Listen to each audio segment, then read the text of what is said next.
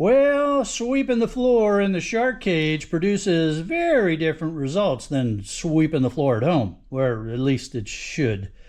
So come on, let's dive in and see what treasures are hiding in my own trash. You all know as well as I do that no matter how careful you try to be, you're not going to prevent stuff from falling off of your workbench.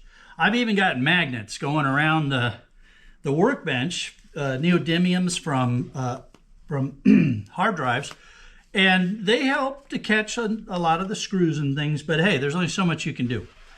We end up with a whole pile of stuff, and there's value in here, and there's also trash in here. So like this Q-tip, which I have no idea where that came from. All right, so let's see, we've got nylon straps. So that's obviously trash. A nylon riser is also trash. So here we have a plug, and I'm just going to throw that in with the low-grade boards.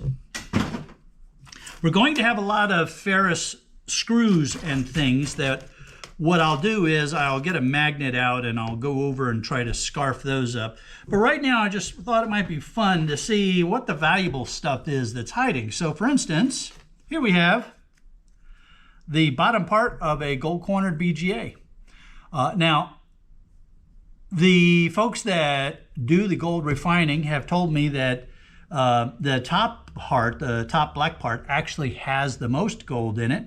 But you can see there's still gold in this one. So I'm going to put this with my gold-cornered BGAs. And we have some number 3 insulated or ribbon wire. We have, are you wire or are you, yes, you're wire. That's going to be the number 3, but we need to get that little piece of tin off of there. Some more number 3. Some more trash. This kind of ribbon wire, you need to know how your yard wants you to treat these. My yard will take that in number 3 insulated.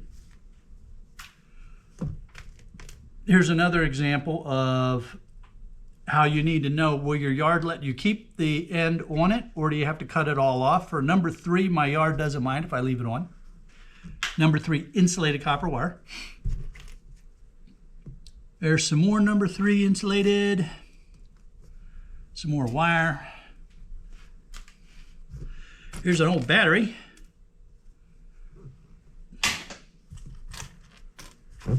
Let's see, we've got some copper. So that's some very fine copper that I wound up, so that'll go in with my number 2 copper.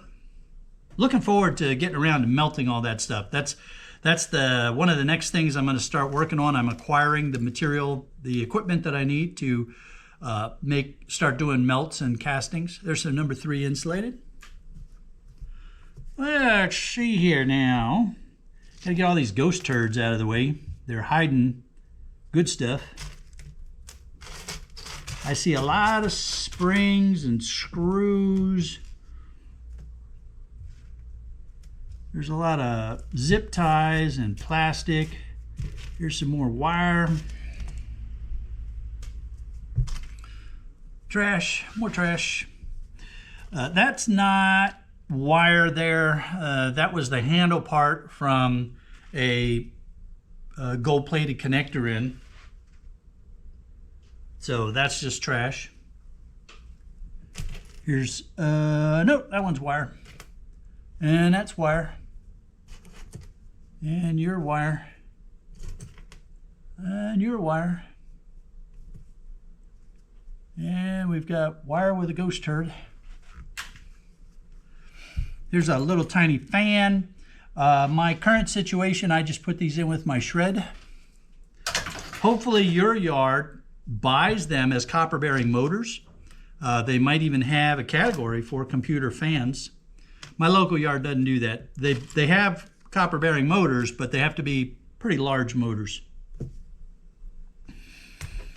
There's a nice, obvious, big, chunky metal screw, probably from a PC. I'm looking to see if there's any more copper or brassy bits hiding down here. Here's a piece of copper, a little piece of copper wire.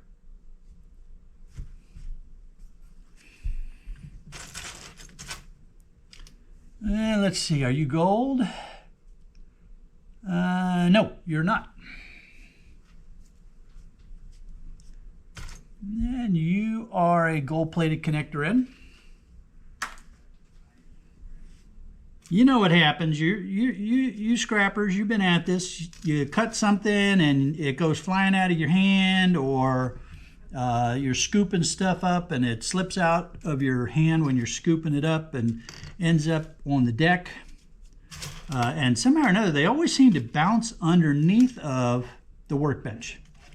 You know, they can't just land on the deck where you can pick them up. They have to bounce underneath of the workbench. It's like there's something down there. They're calling to each other. Bounce this way. Button cell battery. Now, this particular button cell battery is in a case that has gold plating. So let's go ahead and get that gold plating out of there. There we go. We got a little gold plated material there. Not much.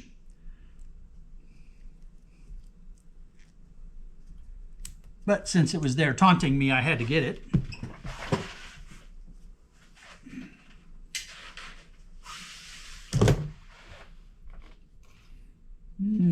First, the ferrous bits of the trash. Here's another little piece of wire.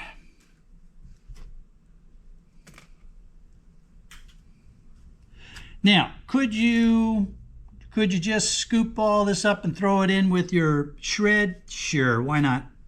But I just thought it might be fun to take a look at everything that was down there and see what kind of value we could get out of it. That's actually a piece of a tantalum capacitor, so I'm going to put that up with my yellow tantalums.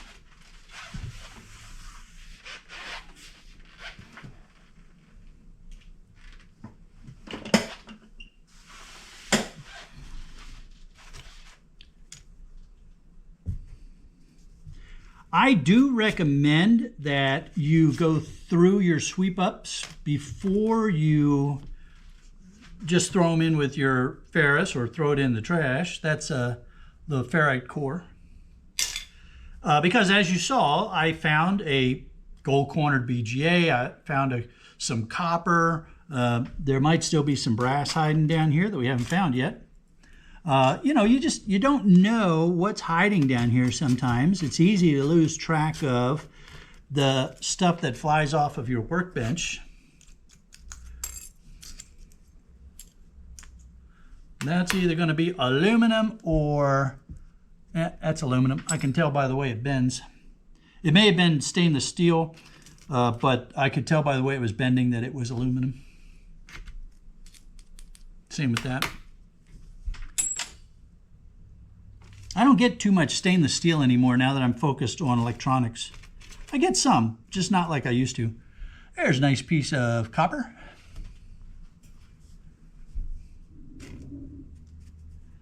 And there's probably going to be some of you who are going to say, come on, Sharky, this really isn't worth the effort. I mean, where's the juice in this squeeze? And I agree.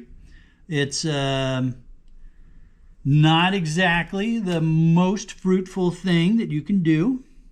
But here we just gave this pile a relatively quick scan, and we found some things that were of value that I otherwise would have not gotten a true value out of them. Now, at this point, there's no more big obvious copper or circuits, certainly no RAM or gold cornered BGAs or things. Oh, here's a little piece of copper. So I'm comfortable now that I could go ahead and just sweep this up and put it in with my ferrous bits. Now, there's a little copper rivet, a little brass rivet right there. And there was another one right next to it. There we go. So if you really wanted to be extremely thorough, what you could do is take a magnet and run your magnet over this. That'll grab up a whole bunch of stuff. Now, sometimes even the copper or brass pieces might get physically hung up on a ferrous screw. So you want to look and make sure that something didn't get accidentally grabbed up, caught between a screw or something like that. And then you can take that and put that in with your small metal bits. A lot of folks have these magnets that you have a handle, and when you squeeze the handle, it pulls the magnet away from the casing, and then the stuff can fall into your bucket much easier. There's a lot of ways to do this with a magnet to make it a little bit easier for you. So certainly that's one way to go about it. The other thing at this stage that you could do is you could just say, you know what, I gave it enough time. I'm not interested in what else might be hiding here. There probably is some more copper or wire or something like right here. Here's another little piece of copper. Now, is that little tiny piece of copper going to make or break me? No. The big thing here is to make sure that there's no BGAs, IC chips, the stuff that could have some real value to it. I don't see anything else in here that looks like a BGA or a IC or a component that I want to keep separate.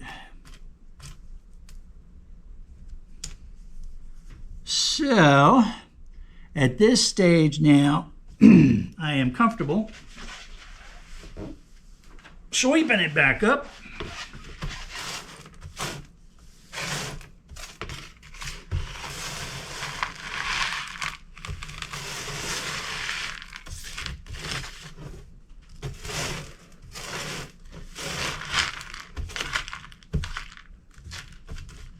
That'll go into the small metal bit bucket.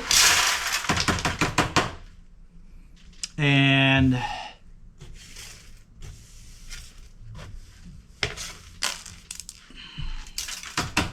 eventually that stuff is going to get put inside of an empty computer shell. Get our trash out of the way. I want to talk about these button cells for a minute. I've had some questions from some folks about what do I do with the button cells.